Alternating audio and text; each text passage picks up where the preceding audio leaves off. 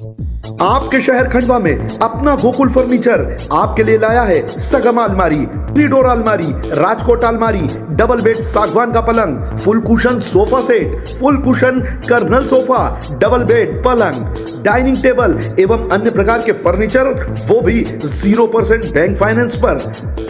हमारा पता अपना गोकुल फर्नीचर, अंजनी टॉकीज के पास, भवानी माता रोड, खंडवा।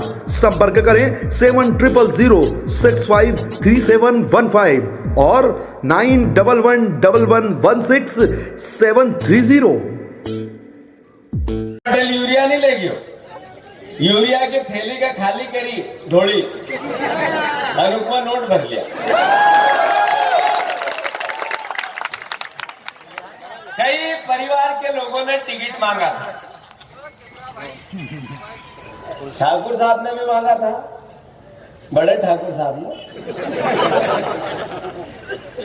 पर कमलनाथ जी ने सर्वे करवाया, सबसे गांव-गांव लोग गए और बड़े ठाकुर साहब से छोटे ठाकुर साहब को नंबर ज्यादा मिला। कई मेरे और परिवार के साथी थे, जैसे जितेंद्र सिंह चौहान।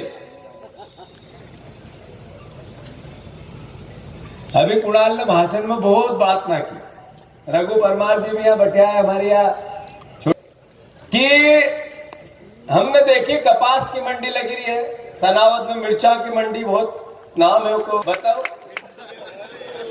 असो सीधो साधो आदमी जो आवनी कोई सामने,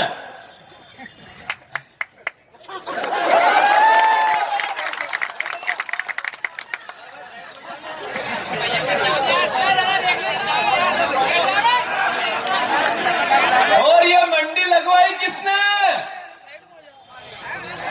ये मंडी लगवाई भारतीय जनता पार्टी, शिवराज सिंह चौहान, ज्योतिरादित्य सिंधिया ने। और इन्होंने भैया एक मिनट, लाल कुर्ता वाले भैया, लाल कुर्ता।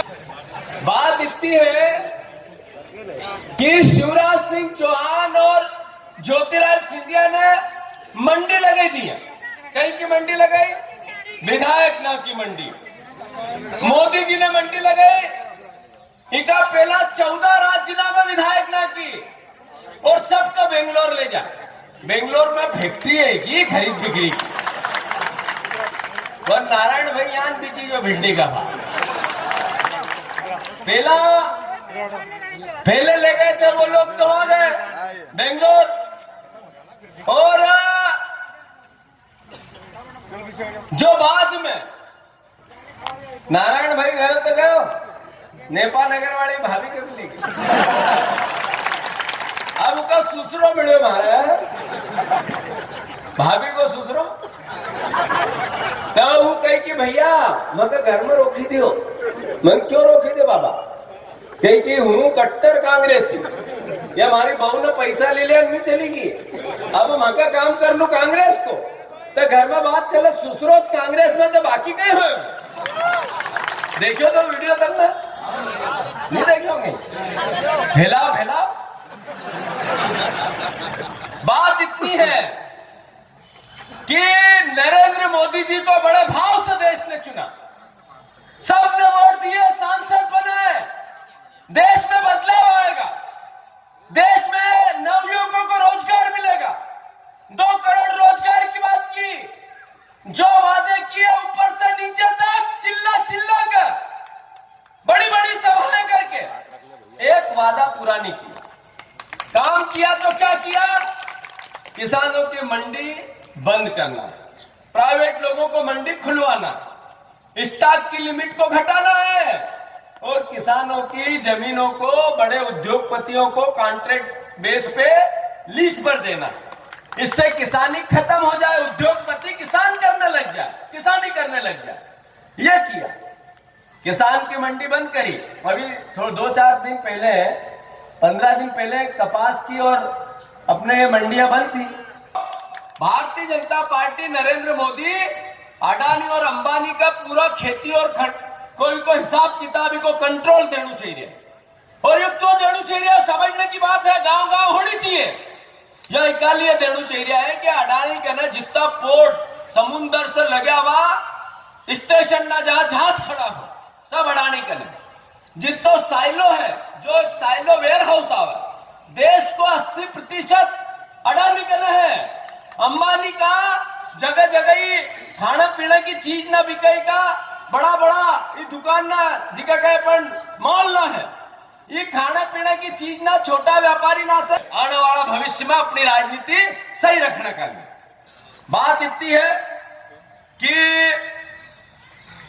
सिंधिया जी अभी एक वीडियो देखे होगा तुम लोग ना उनने क्यों कि इमरती देवी को अगर किसी ने कुछ कह दिया तो सिंधिया इमरती देवी के साथ है। ऐसे थोड़ी बोला जैसे मैंने बोला ये महिला अब भैया समझ लो ये तो अपना उत्तम है। ये महिला इसके साथ है ज्योतिरादित्य सिंधिया और ये चुनाव नहीं लड़ रही मैं लड़ रहा हूं मैं सिंधिया परिवार लड़ रहा। मैं थोड़ी देर के लिए तो असहज हो गया वीडियो देख के ये छाती क्यों कूट रहा है। सिंधिया जी आपने इमरती देवी जी के सम्मान की बात की कोई गुरेज नहीं है करना चाहिए हर महिला का सम्मान बहुत जरूरी है। आपने थोड़े दिन पहले कहा कि मैं विशेष परिवार सिंधिया परिवार में पैदा हुआ जिसकी करोड़ों की संपत्ति है तो क्या मेरी गलती है। आपने ये भी कहा कि विशेष परिवार में मैं पैदा हुआ मैं पुराना महाराजा हूं अब नए नए राजा बने हैं। आप राजा बनो महाराजा बनो जो इच्छा हो वो बनो पर भारतीय जनता पार्टी आपको क्या बनाएगी हमें पता है। पर आप ये बताओ कि इस विरासत के आप वारिस हो जिसने झांसी की रानी की हत्या करवा दी तो उस विरासत के लिए आप देश से माफी मांगोगे कि नहीं मांगोगे। वो झांसी की रानी भी इस देश की बेटी थी कि नहीं थी। मैं मानता हूं कि अगर ज्योतिरादित्य सिंधिया में थोड़ा पानी हो थोड़ी शर्म हो थोड़ी गैरत हो तो जिस संपत्ति के वो वारिस बनते हैं उस संपत्ति के वारिस होने के नाते झांसी की रानी की हत्या का महापाप जो उस परिवार ने करवाया था उसके लिए माफी मांगे।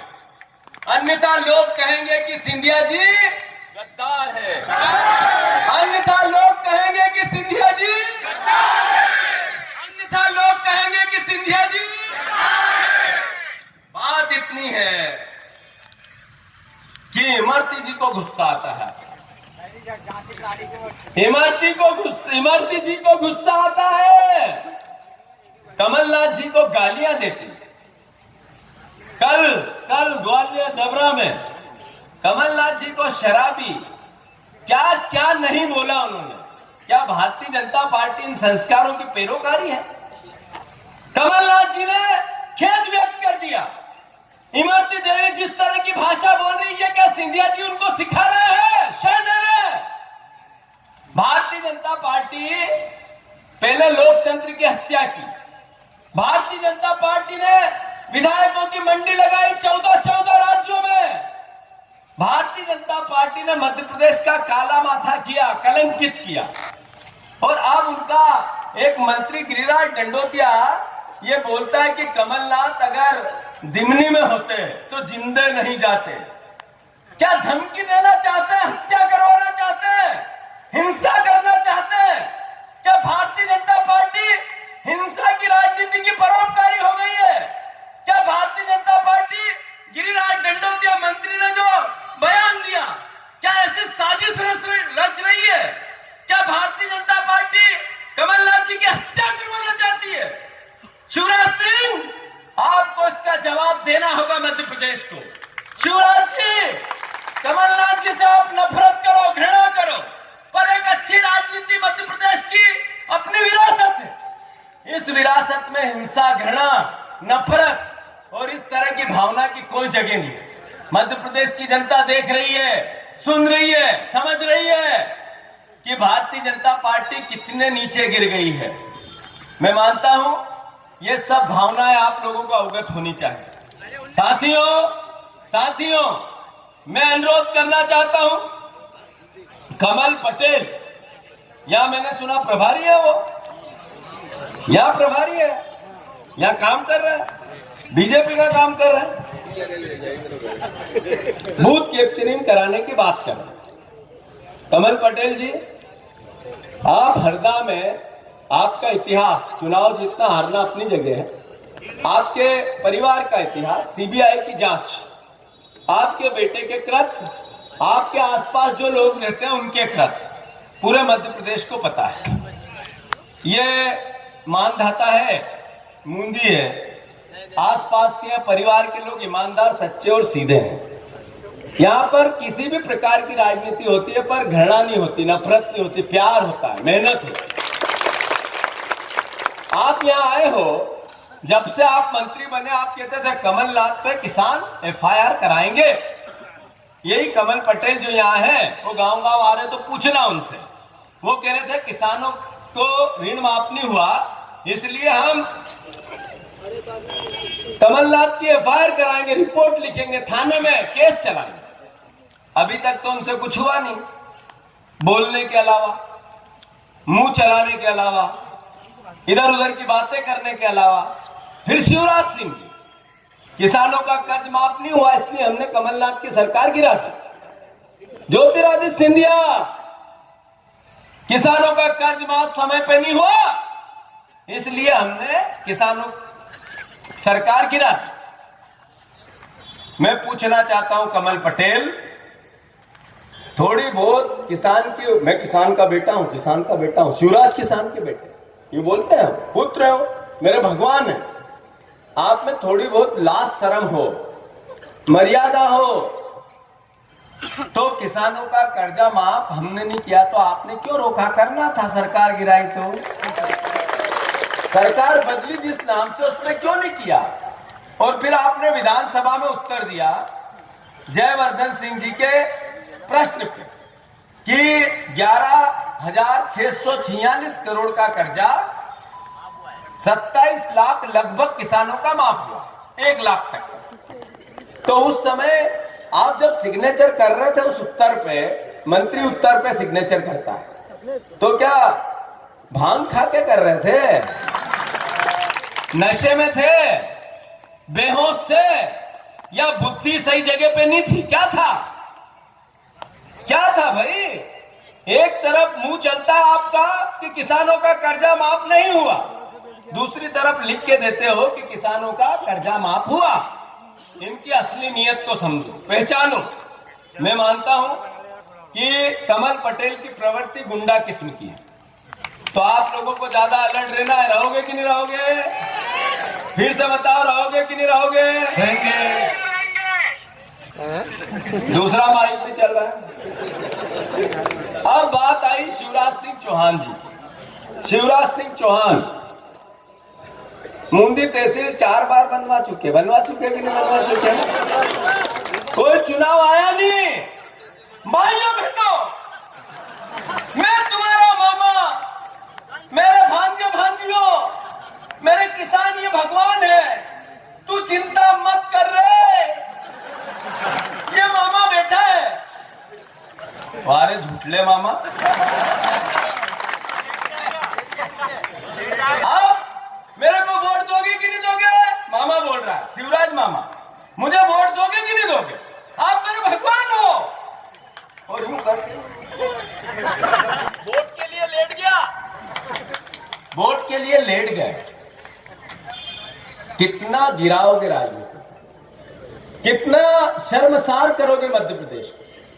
4 बार के मुख्यमंत्री हो आप, 3 बार से चुने हुए, जिसका हम सम्मान करते हैं। एक किसान का बेटा मुख्यमंत्री बना, किसान के बेटों को गर्व होता था, पर जब किसान के बेटे ने किसानों के बच्चों को गोली मारी तो शर्म आती है हमें। आप किसान का बेटा मुख्यमंत्री बना, 3 बार किसान के बच्चों को गर्व होता था, पर इस बार सत्ता को चोरी से, डाके से, हत्या के, लूट के, पैसे के दम पे प्रधानमंत्री के साथ मिलकर इस बार मुख्यमंत्री बने हैं। तो लुटेरे हुए कि नहीं हुए? सत्ता के लुटेरे हुए कि नहीं हुए? सत्ता का इन्होंने डाका डाला कि नहीं डाला? तो इन लुटेरे और डाकुओं को हटाना कि नहीं हटाना? मैं मानता हूं 21,000 घोषणाएं अधूरी है। मेरे बच्चों को मुझे रोजगार दिलाना है, दिलाना है, दिलाना है। सिंगा जी का जब पावर प्लांट डला थर्मल का, तो बाहर के लोग आ गए, लोकल लोगों को नहीं लगाया। गलत तो नहीं कह रहा हूं मैं? नए बच्चों को नौकरियां क्यों नहीं दी शिवराज सिंह चौहान इसी विधानसभा में मानधक्का में?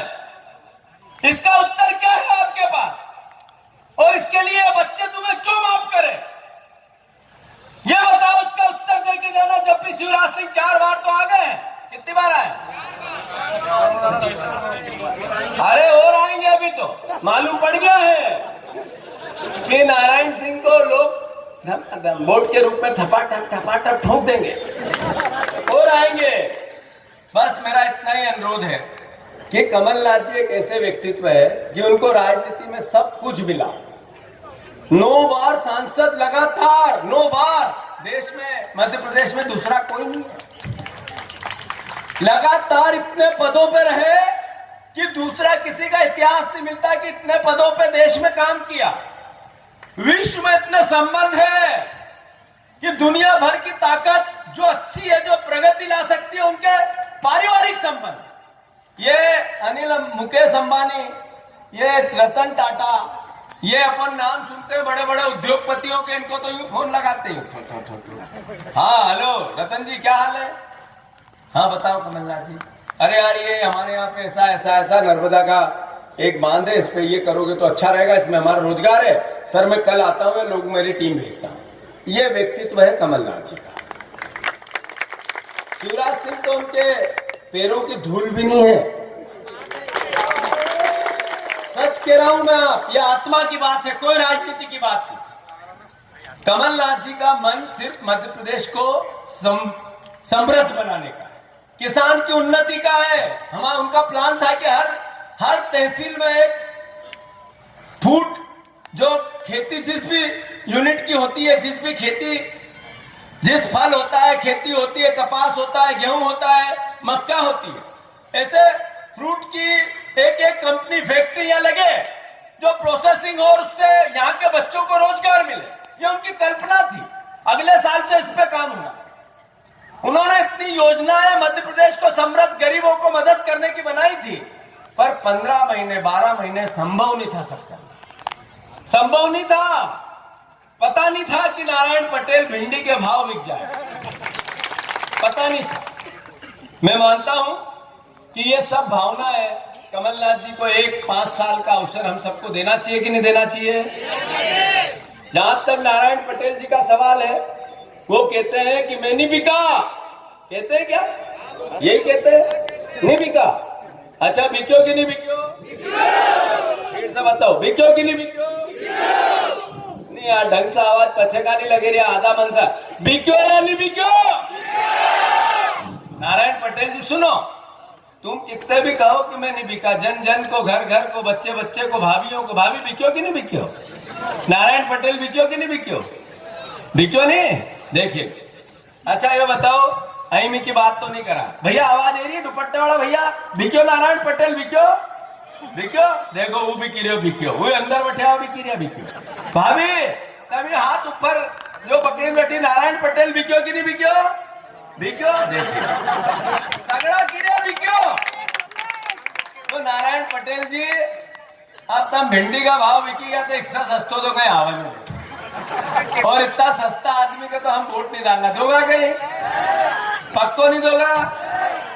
अब मूल मुद्दा की बात, हमारा उत्तम, हमारो भाई है, परिवार को साथी है, जैसो बाप के तुमने देखियो, उससे भी 2 गुना आगे है। ईमानदारी से सेवा करें, इको पूरा जीवन राजनीतिक क्षेत्र में तुम्हारो आशीर्वाद इको मिलतो रहे, इतनी ताकत से सेवा करेगो कि हर बार तुम इको पसंद कर। इका एक अवसर मिलना चाहिए कि नहीं मिलना चाहिए? नवा बच्चा ना, यूथ जो जितना भी पूरी विधानसभा में, बड़ा बुजुर्ग ना, एक बार उत्तम कदम चुनो, ये उत्तम अकेलो नहीं रहेगो। एक सचिन बिरला, एक कुणाल चौधरी, एक उत्तम ने एक हूं, 4 इक्का। कितना इक्का? सगड़ा मानधाता का विकास में लगाऊंगा, चिंता मत करो। मानधाता को विकास नारायण जी ने क्यों जय ठाकुर साहब ने कि हमने हमारा टाइम पर बहुत कराया, जितो कराया तो बुद्ध नहीं बनी है। पर हम एक बात भी कहीं कहीं करी गुजरांगा नारायण दादा, तुम देखता रहो कि हम भी आज का छुड़ाना है। जहां तक सचिन बिरला का सवाल है, ये निमाड़ में मेरा लक्ष्मण है और ये मेरा शत्रुघ्न बने, इतनी व्यवस्था आप करके देना। मैं आप सबके चरणों में हाथ जोड़कर प्रणाम करते हुए कांग्रेस पार्टी, कमलनाथ जी और उत्तम के लिए वोट मांग रहा हूं। भारत माता की जय, भारत माता की जय। धन्यवाद। राहुल जी चौहान अपने मित्रों मध्य प्रदेश के नौजवानों और किसानों के हक और अधिकार के लिए लड़ने वाले मध्य प्रदेश कांग्रेस कमेटी के कार्यवाहक अध्यक्ष, इस मध्य प्रदेश के पूर्व खेल मंत्री, युवा और कल्याण मंत्री माननीय जीतू पटवारी जी साहब, हम सबके नेता, एक बार जोरदार तालियों से इनका स्वागत करा जाए। मंच पे मौजूद ये मंजर भी आएगा, प्यासे के पास चलकर समंदर भी आएगा।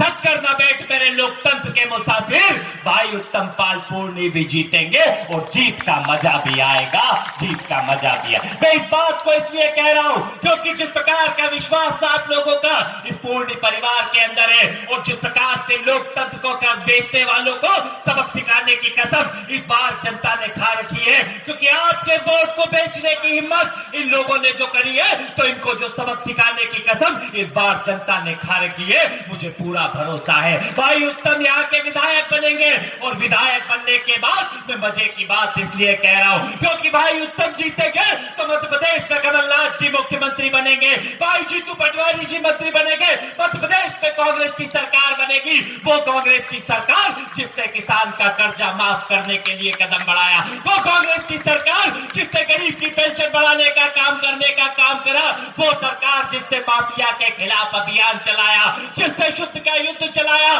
जिसने हजारों गौशालाएं बनाई और अलग अलग वर्गों के लिए जिस प्रकार से मध्य प्रदेश के अंदर काम किए, तो जब कांग्रेस की सरकार आएगी तो ये किसान के पेट पे गोली मारने वाली सरकार, छाती पे गोली मारने वाली सरकार, दंगा करके किसानों को मारने वाली सरकार, ये अपने धूल चाटने का काम करेगी और मध्य प्रदेश में किसान हितैषी, नौजवानों की हितैषी एक वो सरकार आएगी जो एक अलग मध्य प्रदेश की अलग रखती है, जो एक मध्य प्रदेश को अलग व्यवस्था बनाना चाहती है और मध्य प्रदेश के नौजवानों के रोजगार के लिए, हर वर्ग के लिए कहीं ना कहीं अलग अलग काम करने का काम करती है। मैं आपसे कहने आया हूं, ये मैं आपसे पूछने आया हूं, ये मैं आपसे बात करने आया हूं, क्या कैसा मध्य प्रदेश हम बनाना चाहते हैं, क्या कैसा देश हम बनाना चाहते हैं, कैसे लोकतंत्र का हम निर्माण करना चाहते हैं। क्या हम ये चाहते हैं कि हमारे विधायक बिक जाया करे, क्या हम ये चाहते हैं, क्या हमारे वोट को बेचने की हिम्मत यहाँ का पूर्व विधायक जिसने गद्दारी करी है, जिसने गद्दारी तो करी है,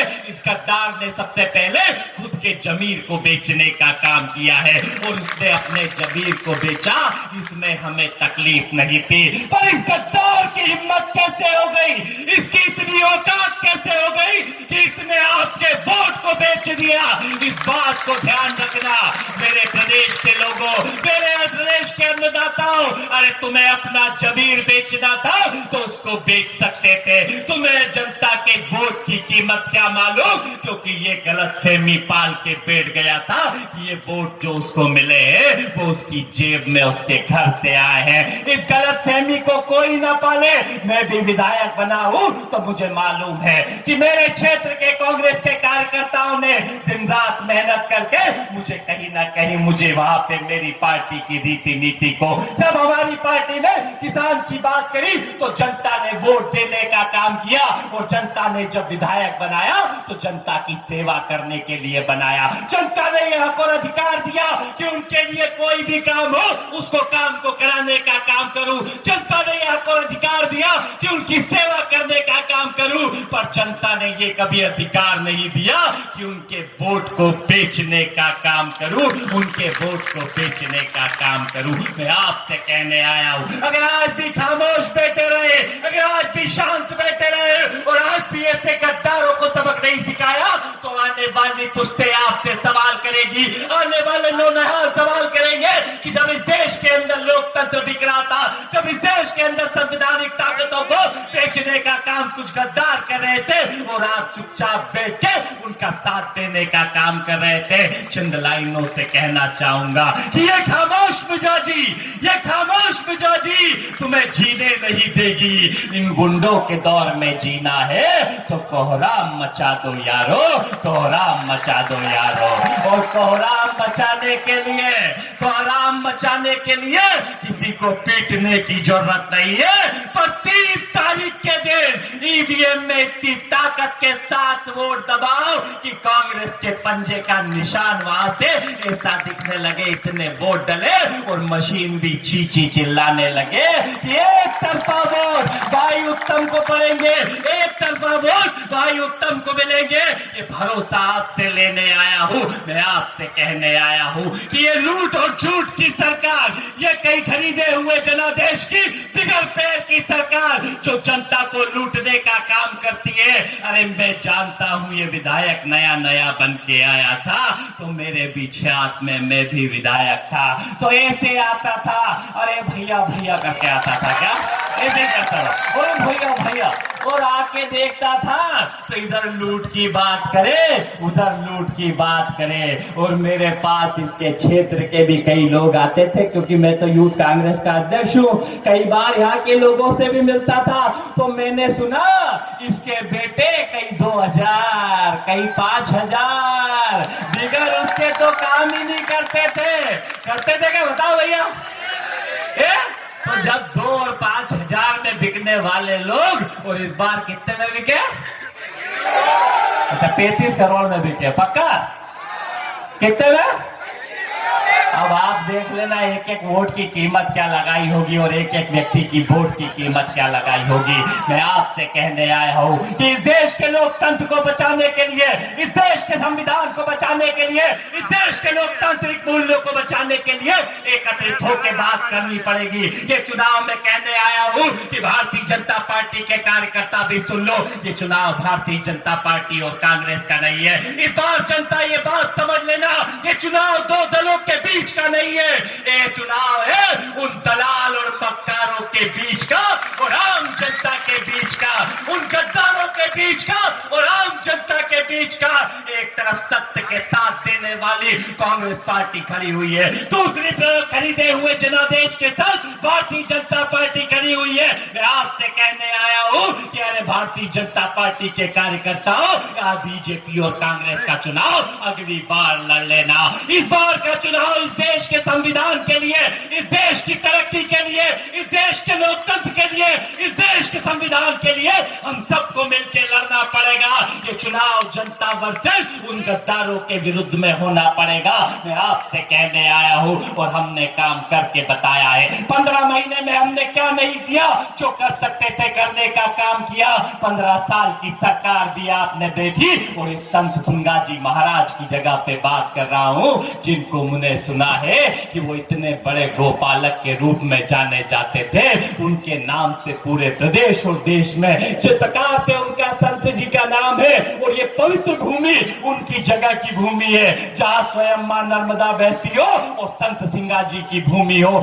ऐसी पावन भूमि को कलंकित करने का काम उस गद्दार ने किया है। और मैं आपसे कहना चाहता हूं, वो क्या कहता है गद्दार कि किस लिए चला गया? अरे किसान का कर्जा माफ नहीं हुआ। अरे गद्दार झूठ बोलने से पहले तो समझ लेता, एक वो सरकार जिसने मंदसौर के अंदर किसान के छाती पे गोली मारी, टीकमगढ़ में नंगा करके किसान को मारा, तुमने उसके साथ हाथ मिला लिया। और जिस सरकार ने किसान का कर्जा माफ कर दिया उससे हाथ छुड़ा लिया और ये कहते हो कि बिगर पैसे के चले गए। अरे मैं कहने आया हूं, क्या ये गलती हमारी थी कि हमने किसान का कर्जा माफ कर दिया? क्या ये गलती हमारी थी? यहाँ पे माताएं बहनें बैठी है जो 300 रुपए पेंशन 6-6 महीने नहीं मिला करती थी, उसे 600 रुपए करने का काम कर दिया। क्या ये गलती हमारी थी? क्या ये गलती हमारी थी कि संत सिंगा जी जैसे महात्मा को मानते हुए, ऐसे महाराज जी को मानते हुए हमने गौशालाओं का निर्माण करा था। एक तरफ पिछली सरकार थी जिसने 15 साल में गौशालाएं तो नहीं खोली थी पर गाय के कत्ल खाने जरूर खोले थे। एक तरफ तुमने साथ दिया उन गाय के कत्ल खाने खोलने वालों का और हजारों गौशालाएं खोल के। क्या हमने ये गलती कर दी थी? क्या ये गलती कर दी थी कि शुद्ध का युद्ध चला दिया था, जिसके कारण किसान को खेत में यूरिया मिलता था और यूरिया का जो नकली दूध आता था वो दूध बंद हो गया था, तो किसान के दूध के फेट का भाव 7 रुपए 20 पैसे पहुंच गया था और आज उसी भाव की कीमत 5 रुपए 40 पैसे हो चुकी है। इस बात को समझने की जरूरत है। मैं आपसे हाथ जोड़ के निवेदन करता हूं, एक नौजवान के रूप में, एक व्यक्तित्व के रूप में, एक ऐसे भाई के रूप में जो लगातार संघर्षशील नेता है, जो लगातार संघर्ष के साथ काम करता है। आज से 3 साल पहले भी जब उत्तम सिंह जी यहाँ पे यूथ कांग्रेस के अध्यक्ष थे, मुझे मालूम है कि यहाँ के नौजवानों के रोजगार के लिए हजारों लोगों को इकट्ठा करके इन्होंने आंदोलन किया था। उस आंदोलन में भी मैंने आने का काम किया था। मैं चंद लाइनों से कहना चाहूंगा कि यही कहना चाहूंगा कि अपनी जमीन अपना आकाश पैदा कर, हो सके तो रोज नया विश्वास पैदा कर। कब मिली है मांगने से शोहरत, हो सके तो भाई उत्तम को भारी बहुमतों से जिता के अपना इतिहास पैदा कर। ये मौका आपके पास है, हाथ उठाओ, विश्वास दिलाओ। आगे से पीछे तक हाथ नीचे जाना चाहिए, हाथ उठाओ। मैं संत सिंगा जी की कसम देके जा रहा हूं कि अगर यहाँ पे आपने उन गद्दारों का साथ दिया तो आने वाली पुश्तें तुम्हें माफ नहीं करेगी। ऐसे गद्दारों की जमानतें जब्त नहीं करी तो जनता माफ नहीं करेगी। आने वाले लोकतांत्रिक मूल्यों के लिए पूरी ताकत के साथ। और कमलनाथ जी ने कोई गलत काम तो नहीं किया था? कमलनाथ की आवाज आना चाहिए। अरे प्रोटेस्ट का पुकारता, अरे प्रदेश के पुकारता, किसान के पुकारता, गरीब के पुकारता, अरे नौजवान के पुकारता और मनदाता के पुकारती, अरे मनदाता के पुकारती, मनदाता के पुकारती। जमानत जब्त कर दोगे गद्दार की? भरोसा लेके जाऊं तो एक शेर आप लोगों के नाम बोल